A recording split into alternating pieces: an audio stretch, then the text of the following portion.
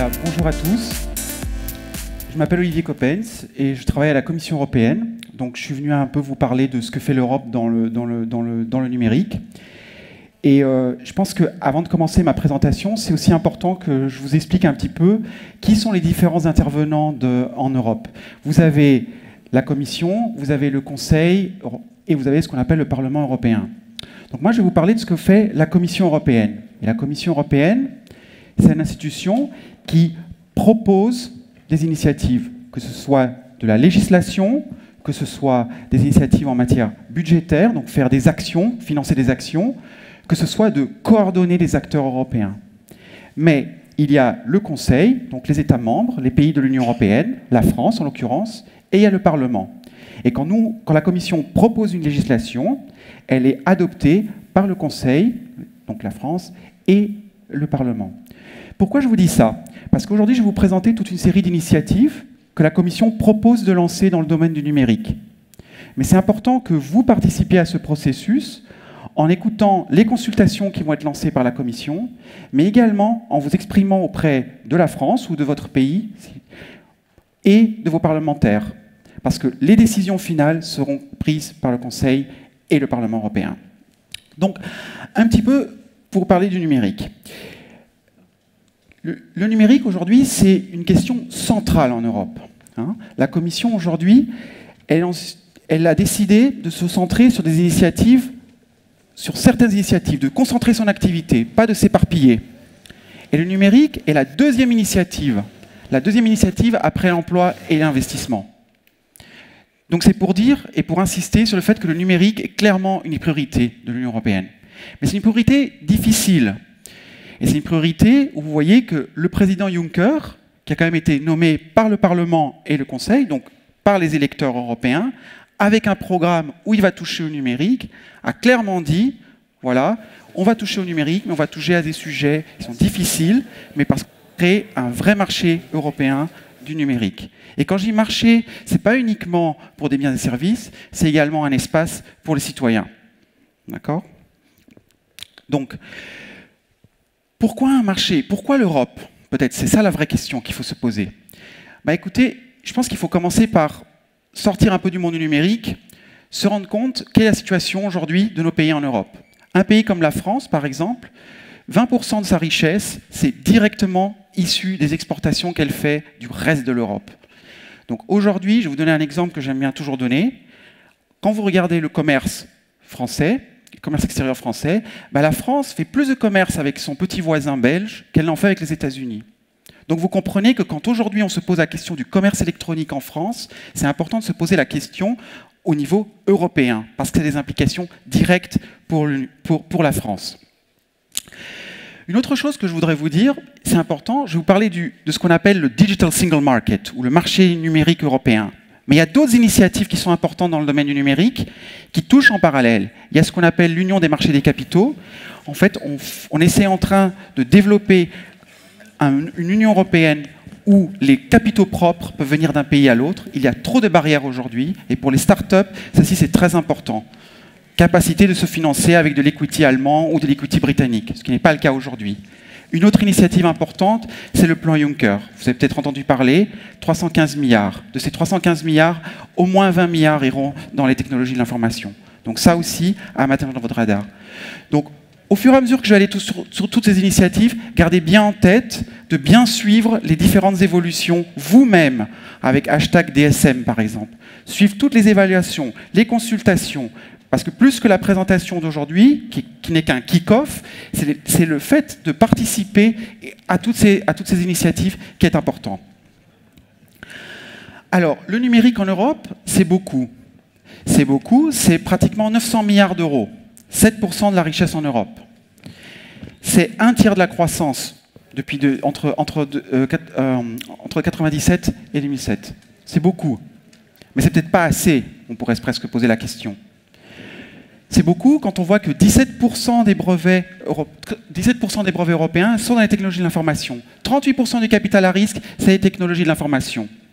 Mais hélas, on ne voit que 14% des PME aujourd'hui en Europe qui sont en ligne. Ou on ne voit dans les 20% d'entreprises qui sont dans les réseaux sociaux. C'est peut-être pas assez. Mais le plus important aussi, c'est que les numériques, ça touche tous les secteurs, que ce soit le commerce électronique, mais que ce soit l'industrie et les services. C'est pour ça que quand aujourd'hui on travaille sur le numérique en Europe, on peut parler véritablement d'une politique industrielle européenne, parce qu'on sait que quand on touche au numérique, on va toucher à la productivité des différents secteurs.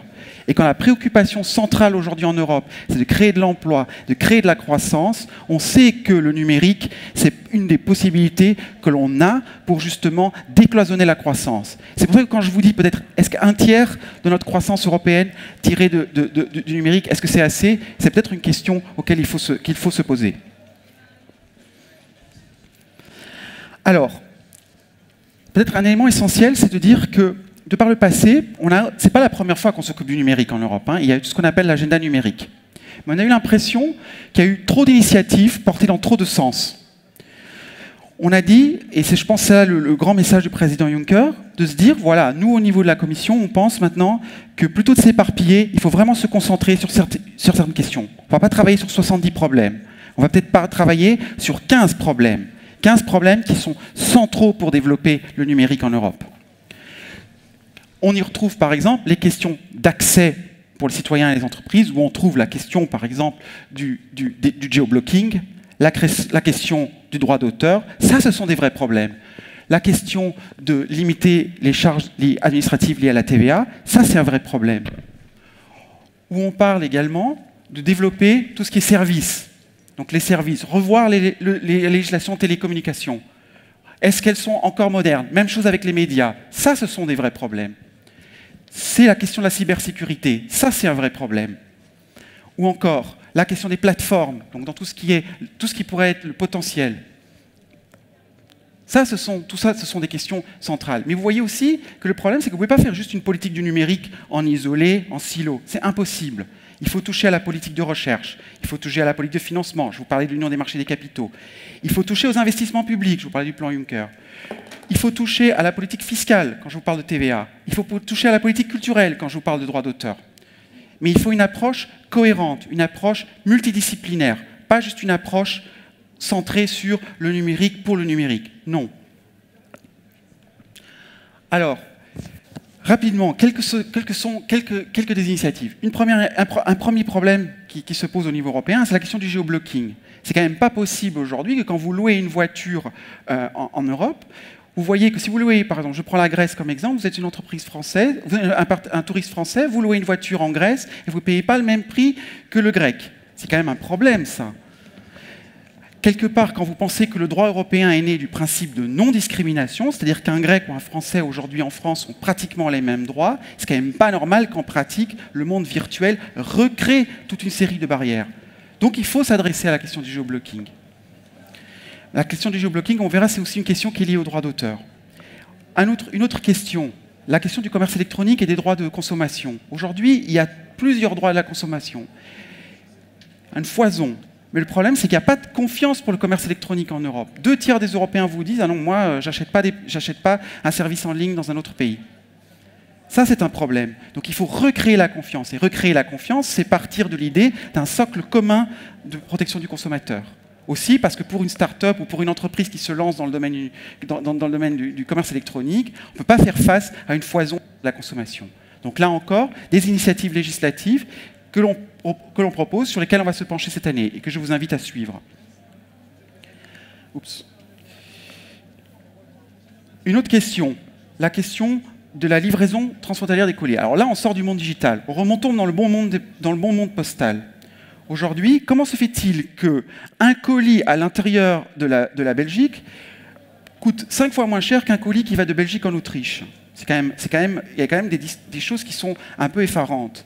Donc là aussi, il faut essayer de voir comment on peut travailler pour faire en sorte que le système de colis fonctionne, parce que s'il y a des surcharges pareilles, qui va acheter des produits en ligne? Mais ça veut dire aussi qu'on peut travailler concrètement, parce qu'une partie des problèmes aussi dans la livraison des colis, c'est des problèmes tout bêtes d'interopérabilité ou de statuts différents entre les différents opérateurs, que ce soit parce qu'on se retrouve avec des opérateurs express ou les courriers, les opérateurs postaux traditionnels. Donc là aussi, et ça c'est plus que par la législation, on a une feuille de route où on travaille avec les opérateurs postaux qui se sont engagés à résoudre ces problèmes-là. Donc c'est très bien. Ce n'est pas toujours légiférer pour résoudre les problèmes, c'est aussi de l'action. Mais c'est aussi un problème au niveau de la tarification des colis. Et ça parce que des régulateurs, même que ce soit l'ARCEP en France ou d'autres, n'ont pas les moyens aujourd'hui de légiférer sur les tarifications de colis intra-européens. D'accord? Donc là aussi, on doit se pencher pour voir qu'est-ce qu'on peut faire pour améliorer la transparence dans le domaine des prix de colis, mais pas nécessairement en légiférant, mais en essayant de trouver une solution. Et ce n'est pas le droit de la concurrence qui peut toujours résoudre tous les problèmes. De temps en temps, il faut essayer de résoudre les problèmes en amont, par la législation, pour rendre un cadre prévisible. Un autre problème, la question de la TVA. Alors aujourd'hui, vous achetez un produit, vous imaginez en France, à une société luxembourgeoise, vous allez payer quoi? La TVA luxembourgeoise, TVA française? Non. Dans une logique économique, c'est normal que vous payiez la TVA en France. Mais le problème, vous êtes une start-up et vous devez travailler avec 28 pays européens. Vous allez vous farcir 28 législations de TVA différentes, sachant que on estime plus ou moins que gérer une législation de TVA par pays vous coûte 5 000 €. Vous êtes une petite entreprise, vous gérez des exportations dans une niche sur 20 pays, vous vous retrouvez avec une facture de 100 000 €. Non. Donc on essaye de trouver des moyens, là aussi au niveau de la TVA, comment réduire la charge administrative de la TVA. Peut-être en diminuant les seuils, par exemple, pour les startups. On a essayé avec les petits colis, mais ça s'est révélé nous générer plus d'importations de produits non européens que de créer de la croissance en Europe. Donc, un autre problème important, c'est la question du droit d'auteur. La question du droit d'auteur. Alors ça, c'est une question sensible en France, mais c'est important ce que je vais vous dire. Il ne faut pas se focaliser dans la discussion du marché numérique uniquement sur un problème. Il faut voir les choses de façon ouverte. L'objectif, ce sont plusieurs initiatives. Il y a des sujets qui fâchent en France, il y a des sujets qui fâchent en Allemagne, il y a des sujets qui fâchent en Italie. Mais l'Europe, ça a toujours été le compromis. Et le droit d'auteur, c'est aussi un équilibre très difficile, parce que c'est d'un côté essayer de s'assurer qu'on a des incitations à la créativité, mais de l'autre, c'est aussi essayer de s'assurer que le consommateur puisse avoir accès. Et c'est dans le bénéfice des deux. Donc il nous faut trouver ce bon équilibre. Alors vous allez me dire, c'est des beaux mots. Mais oui, mais il faut laisser les techniciens trouver un compromis idéal, qui soit un compromis win-win pour les deux parties. Et c'est pour ça que dans ces débats, c'est important que vous participiez. Mais il ne faut pas partir avec une position tranchée, et il ne faut surtout pas partir avec l'idée que le marché intérieur du numérique, c'est que le copyright. Il faut garder l'objectif général de créer, de décloisonner et de créer un marché numérique européen. Mais on peut, par exemple, dans la question du droit d'auteur, se pencher sur certaines questions, par exemple, comme la portabilité du droit d'auteur. Si vous avez acheté de la musique en ligne en Italie et que vous venez en France, c'est normal que vous puissiez revenir avec ce que vous avez acheté en France. Ou s'il y a des contenus qui peuvent être achetés, qu'il n'y ait pas de blocage à l'achat de ces contenus. Ou au moins travailler, par exemple, sur l'harmonisation de certaines exceptions. Après, il y a aussi ce que je parlerais plutôt de modernisation de certaines législations. Donc il y a tout ce qui est télécom. Alors ça me permet de vous signaler également qu'en parallèle, et ça vient de la commission précédente, on travaille sur le roaming et sur la neutralité du net, mais ça, ce sont des législations qui sont actuellement déjà au Parlement et au Conseil. Et là, ce sont des principes sur lesquels également la Commission se bat et soutient l'initiative de continuer sur le roaming et sur la neutralité du net. Mais, oups, je pense que je suis un petit peu trop vite. Voilà. Mais au niveau des télécoms, il faut peut-être regarder, dépoussiérer la législation. Les législations doivent être toujours réévaluées. Et réévaluer, ça ne veut pas dire nécessairement pour légiférer encore plus. Ça veut peut-être dire que voilà, il y avait des craintes qu'on avait en 2009, qu'on n'a peut-être plus aujourd'hui, et dont on peut se débarrasser. Donc dans la législation. Pour rendre la législation plus simple, okay, c'est la même chose avec le contenu audiovisuel. On se trouve avec des législations qui ont été créées pour les médias traditionnels, mais aujourd'hui, avec la vidéo en ligne et le podcast, etc., vous devez vous poser la question si ces législations sont vraiment encore à jour. Donc un exercice de révision. Mais là aussi, j'insiste, parce que ça me permet de faire une digression sur un autre sujet. Ça, c'est le type de législation, par exemple, dans les médias, où on protège la culture européenne. Ce n'est pas qu'on va brader, par exemple, des quotas de musique européenne ou autre chose. Excusez-moi, je pense que j'ai un petit problème. Oups.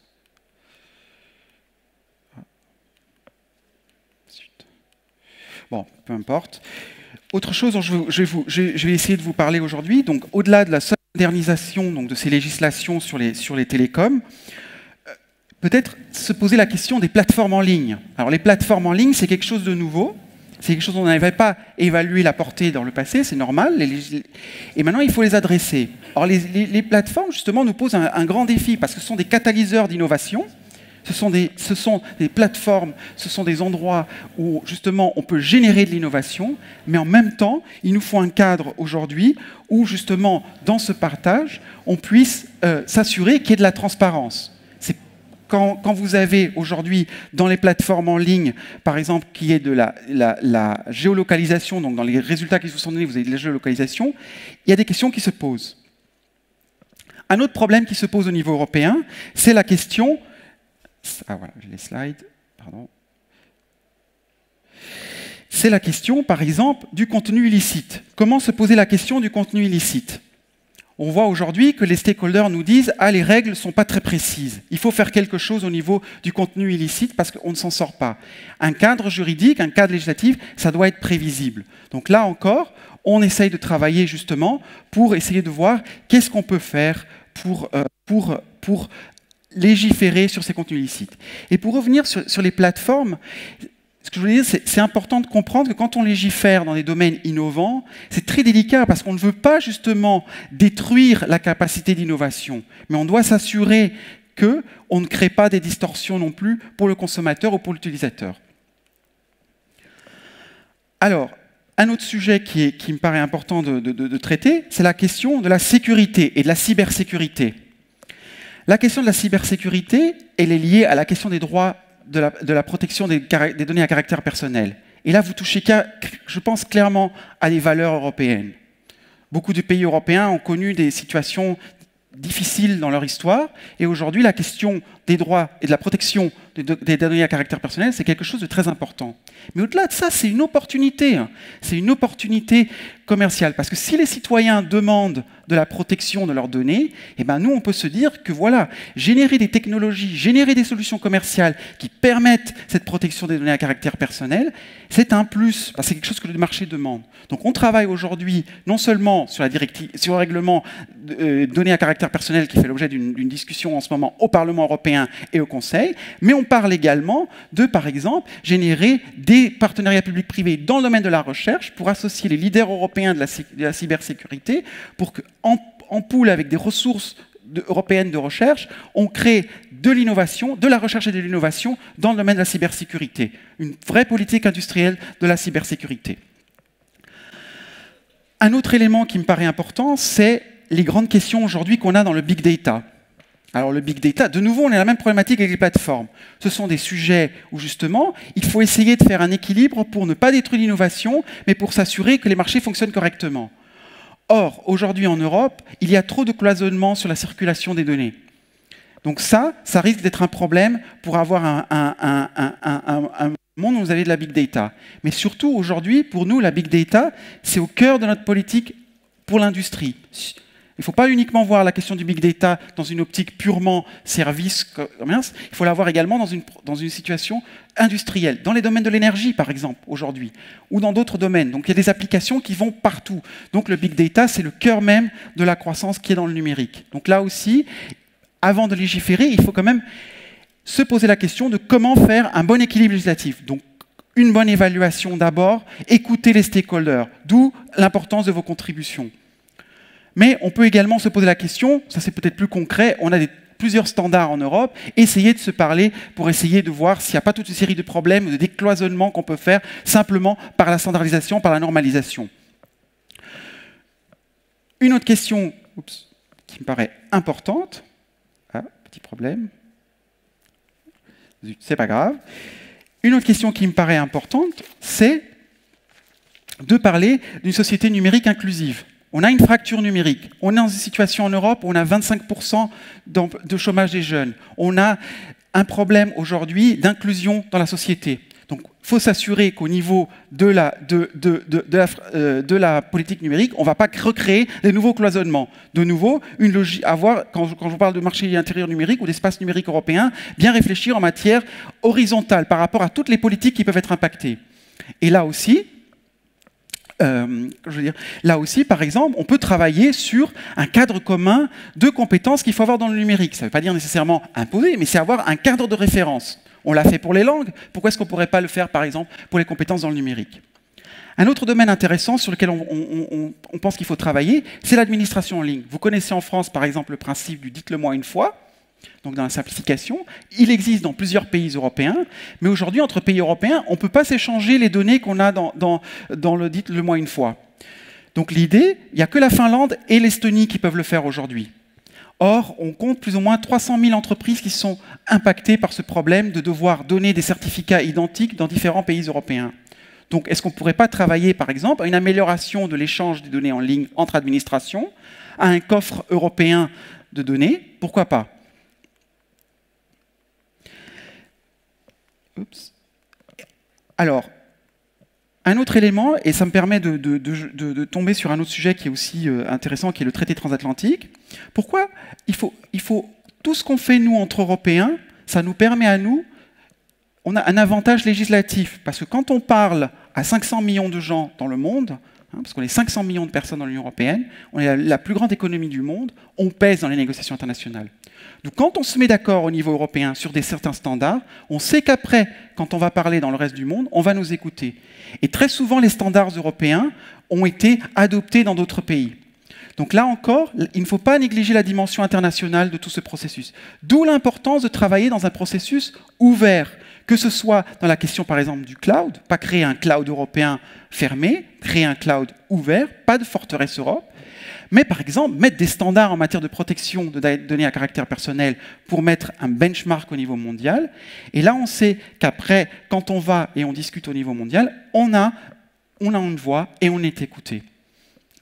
On ne pourrait pas avoir une telle voix si, par exemple, c'était juste la France ou même juste l'Allemagne face à des pays comme la Chine ou les États-Unis. Donc ça, c'est important. Donc voilà, tout ça, c'est les initiatives du marché intérieur numérique. Donc comme je vous ai dit, l'essentiel de mon message aujourd'hui, c'est de vous dire, voilà, la Commission va proposer une série d'initiatives dans le domaine, une série de 15 initiatives dans le domaine numérique. C'est important que vous suiviez ces débats, c'est important pour la démocratie, ça c'est un fait important, mais c'est également pour vos activités. C'est important que vous participiez à ces activités dans toutes les évaluations et dans toutes les consultations qui seront faites, mais c'est également important que vous soyez conscients de ces initiatives qui sont prises à Bruxelles et qui ensuite seront discutées au niveau du Parlement européen et du Conseil. Et c'est d'une façon participative qu'on est capable de faire de la bonne législation. Et c'est important pour nous d'avoir un maximum de feedback, parce que c'est en ayant une vision à 360 degrés sur toutes ces législations qu'on sera capable de faire de la législation solide. Donc voilà. Je ne sais pas si vous avez des questions ou si vous souhaitez poser quelque chose qui vous interpelle.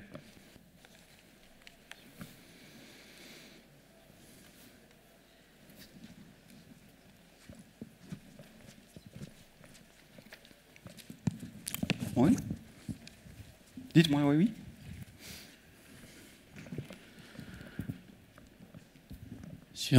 Bonjour. Si on regarde les grands acteurs américains, en fait, les startups se développent à partir souvent d'un référentiel du droit californien, targetent le marché mondial, dans un premier temps, en fait, le marché nord-américain, et après, ils targetent en fait le marché mondial et notamment européen.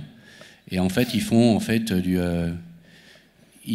sont suffisamment malins en fait pour aller implémenter des plateformes en Irlande, des plateformes logistiques au Luxembourg et autres. Donc en fait, il faut du shopping en fait au sein de la législation européenne. Et là, vous nous parlez en fait d'une convergence du droit de l'économie digitale européenne. Est-ce que ça va être un atout à terme? Parce qu'en fait, est-ce qu'on ne va pas se retrouver, en fait, pour forcer un peu le trait, dans un schéma de la politique agricole commune, quoi, quelque chose qui va nécessiter en fait des fonctionnaires, des politiques, une convergence législative très très longue, quoi. Je ne pense pas qu'on peut se parler vraiment de quelque chose de lourd, parce que de toute façon, la politique agricole commune, par exemple, c'est une politique différente, c'est une politique gérée uniquement par l'Europe, c'est une politique de subsides, c'est une politique vraiment très spécifique, qui sont dans la création du marché intérieur. Je pense que l'Europe, elle est née de compromis. Donc ça veut dire que quand on va s'asseoir à table, tous entre Européens, pour décider de législation, les résultats sont souvent influencés par les différents pays.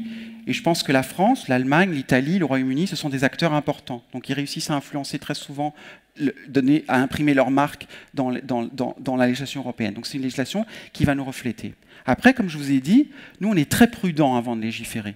D'où quand je vous ai parlé d'évaluation, quand je vous ai parlé de consultation, on n'est pas sûr qu'il faut toujours légiférer. D'ailleurs, et dans d'autres cas, on essaye aussi de coordonner. Quand je vous dis qu'on met les opérateurs postaux à travailler ensemble pour essayer de trouver une solution entre eux, c'est parce qu'il y a des moments où on n'est pas sûr que légiférer, c'est la bonne solution.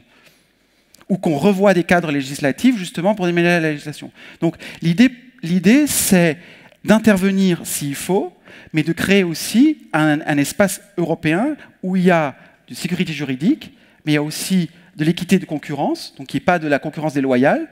C'est un espace numérique aussi, où si on se met tous d'accord, on sera capable d'influencer le reste du monde. Voilà. Juste pour revenir sur mon commentaire, est-ce que le concept de zone franche pour l'économie du digital en Europe ne serait pas tout simplement une approche?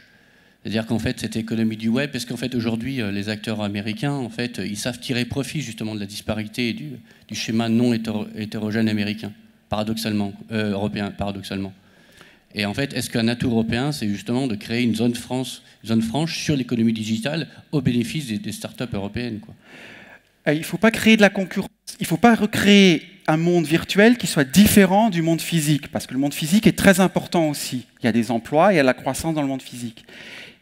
Maintenant, ce qu'on peut faire, et c'est ça qui est important, c'est d'essayer justement de créer un cadre où il n'y a pas cette concurrence déloyale à l'intérieur de l'Union européenne. Et ça, c'est important, pour éviter justement qu'il y ait ces situations où on peut tirer profit d'exceptions législatives dans un pays et tirer des avantages qui en fait qu'on crée une situation où c'est le moins-disant qui gagne. Non, c'est pas ça.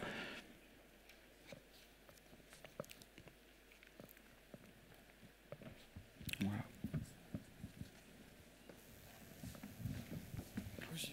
Okay. Malheureusement, on n'a plus le temps pour d'autres questions. Parfait. On va essayer de rattraper un peu le retard qu'on a pris ce matin. Olivier, un grand merci. C'était un plaisir de t'accueillir. Tu es bienvenu à Nantes, quand tu veux. Merci.